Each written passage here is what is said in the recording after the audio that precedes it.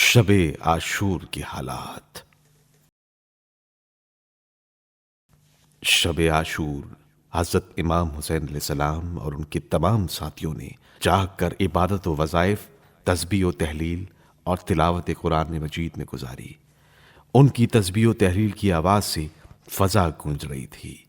تمام رات کوئی قیام میں تھا، کوئی قعود میں، کوئی رکوع میں اور کوئی سجود میں۔ یہ رات آل محمد کے لیے قیامت کی رات تھی۔ ہر شخص کو معلوم تھا کہ آج کی رات ان کی زندگی کی آخری رات ہے۔ مخدرات کے اضطراب کی حالت اور بچوں کی مرجھائی صورت دیکھی نہ جاتی تھی۔ امام علیہ السلام کو عبادت الہی کے ساتھ اہل بیت کی دل جوئی اور بچوں کی تسکین کا بھی خیال تھا۔ عاشور کی رات ہی میں حضرت امام حسین علیہ السلام نے خیمہ گاہ کے چاروں طرف خندق کھودنے کا حکم دیا۔ جب خندق تیار ہو گئی تو اس میں آگ روشن کر دی گئی۔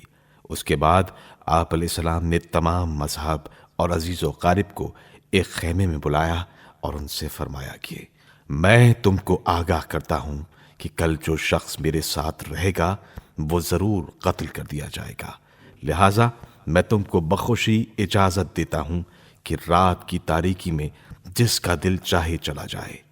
لیکن وہ کامل الایمان لوگ تھے۔ حضرت امام حسین علیہ السلام کا ساتھ کہاں چھوڑنے والے تھے، بڑی جواں مردی کے ساتھ مر مٹنے پر تیار ہو گئے اور شک و شبہ کو ذرہ برابر بھی دل میں راہ نہ دی۔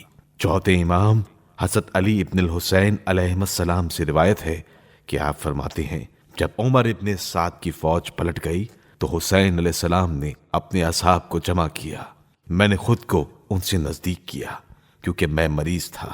میں نے سنا کہ میرے بابا اپنے اصحاب سے فرما رہے ہیں، میں اللہ تبارک و تعالیٰ کی بہترین ستائش کرتا ہوں اور ہر خوشی اور آسائش اور رنج و مصیبت میں اس کی حمد کرتا ہوں۔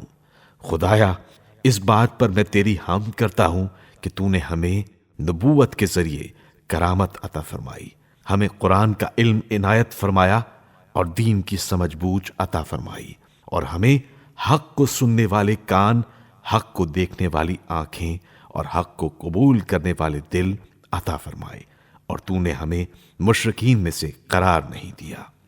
اما بعد، حقیقت یہ ہے کہ میں اپنے اصحاب سے بہتر و برتر کسی کے اصحاب نہیں پاتا، نہ ہی ہمارے گھرانے سے زیادہ نیکوکار اور مہربان کسی گھرانے کا مجھے علم ہے۔ خداوند تعالیٰ میری طرف سے تم سب کو اس کی بہترین جزا عطا کرے۔ آگاہ ہو جاؤ، میں یہ سمجھتا ہوں کہ ان دشمنوں کی شرانگیزیوں کی بنیاد پر کل ہماری زندگی کا آخری دن ہے۔ آگاہ ہو جاؤ کہ میں نے اسی لیے تم لوگوں کے سلسلے میں یہ نظریہ قائم کیا ہے کہ تم سب کے سب میری بیعت سے آزاد ہو اور میری طرف سے تم لوگوں پر کوئی پابندی نہیں ہے۔ یہ رات ہے جس نے تم سب کو اپنے اندر ڈھانپ لیا ہے۔ تم لوگ اس کی تاریکی سے فائدہ اٹھاؤ اور تم میں سے ہر ایک ہمارے خاندان کے کسی ایک فرد کا ہاتھ پکڑ کر اپنے اپنے شہر کی طرف نکل جائے، یہاں تک کہ خدا کشائش کی راہ نکال دے، کیونکہ یہ قوم فقط میرے خون کی پیاسی ہے، لہٰذا اگر وہ مجھے پا لیتی ہے تو میرے علاوہ دوسروں سے غافل ہو جائے گی۔ اس کے بعد حضرت امام حسین علیہ السلام نے چراغ کو بجھا دیا تاکہ جو شخص جانا چاہے وہ شرمائے نہیں۔